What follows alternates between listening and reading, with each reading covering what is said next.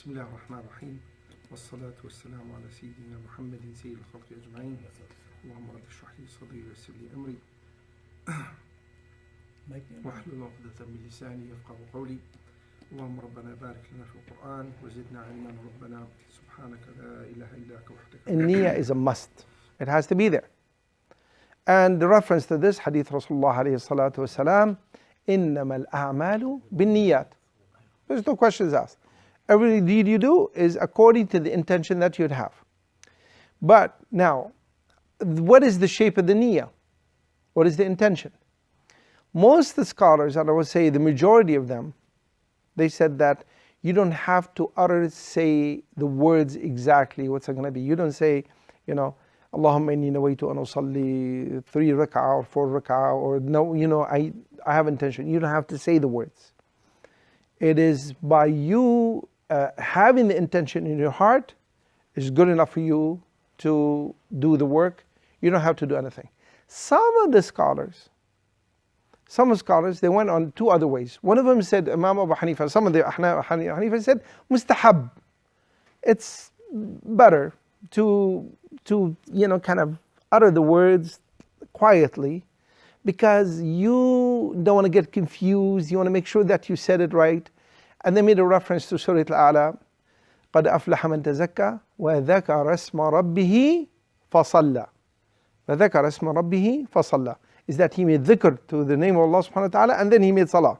So he said, well, you want to make salah, you made dhikr to the name of Allah subhanahu wa ta'ala, so you should also make dhikr to the niyyah, say it, but it's mustahab.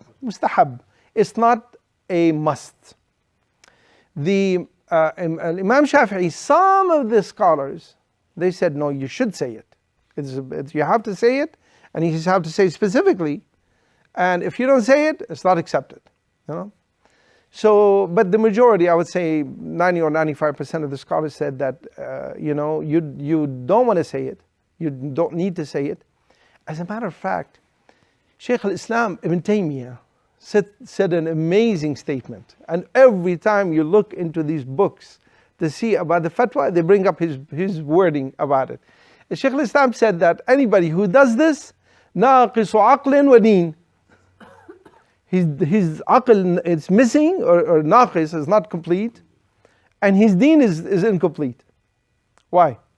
He says, well, first of all, if there is a niyyah, we should have a hadith from Rasulullah alayhi salatu wasalam describing in details what he used to say, and if it was secret, he would have allowed the Sahaba to hear what it was. So anybody who's making this or saying this, he's making this something up, he's adding to the deen. It never existed. That's number one. That is the deen. How about the aql, the mind? Why would your mind, you would be missing? The example he gave is that, can you imagine, like you sit in front of the table, and you take there's food in front of you, right? And you take a spoon, you take the food, you put it in your mouth, and say, oh, I forgot that I meant to eat. What did you do? It's like you sat on the table, you have the food in front of you, you got the food in your hand, you put it in your mouth. What goes in your mind when you sat on the table? And somebody, after he finished like 3-4 bites, oh, oops, I should have said I'm intending to eat. Yeah, you've been eating. That's what you're doing. So the niyyah, it is a must. Uttering the words, there's no need for that, inshallah. Now, very important, let's bring this into the siyam. Siyam is different also, because, watch, what happens with the siyam, that you start your day, like what happens to the majority of us. We start our day early in the morning, we don't make niyyah, we don't make anything, we go to work, rushing, we go to work, we miss lunch, and it's already 4 o'clock, adhan is at 5 o'clock, you say, oh, okay, let me finish up this 1 hour, and I'm fasting. Well, guess what? That does not work, because you started your day not in the intention of making siyam. And you don't make intention in the middle of the day. That's not going to work. The siyam specifically. The salah is different. The salah, there's no way for you to stand there and make salah by doing something else. By siyam, yes, it can be. But then you got up in the morning, you did the sahur, you did the fajr, but you forgot niyyah. So okay, don't you think we have an intention? That is different. That is different. If you get up in the morning and you have the suhoor and you're already looking at your clock, you're looking at the, you don't have a watch or something, you look at the white line and the black line, what are you doing? Obviously, you're going to be in a state of siyam. But what I'm saying is that if you start your day not having intention, and then you keep going all the way and you're just hungry, and then sometimes actually you don't pay attention that you didn't eat until Maghrib. You hear the adhan, it's like, oh, now we gotta eat. Oh, alhamdulillah, Allah subhanahu wa ta'ala gave me a reward for one fasting day. That is cheating.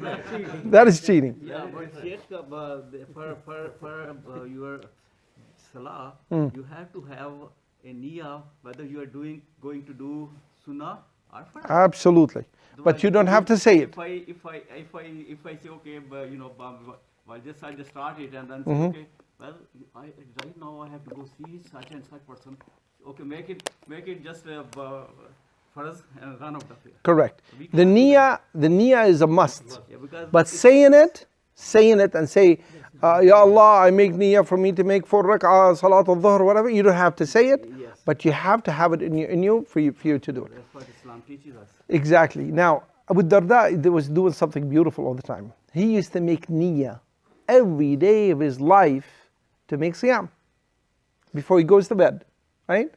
So he gets up in the morning, he goes to the Fajr Salah, and he goes through the halaqah of Qur'an, and then he would ask the people after the halaqah is done teaching the Qur'an, what he would ask is, say, is there any walima? Anybody, walima? They say no. Is there anybody going to invite me today? People no.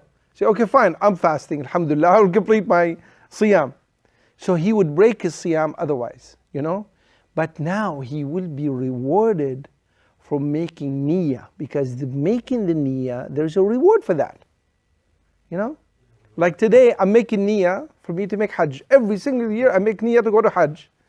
And inshallah, so ya Allah, I say, if it doesn't happen, I say, you know what? At least I made niyyah. Allah reward me for the niyyah, for the intention. I make niyyah every night. Say, Allah, I want to make salah 13 rak'ah. 13 rak'ah tonight. You don't catch up. You do maybe 7, you do 5.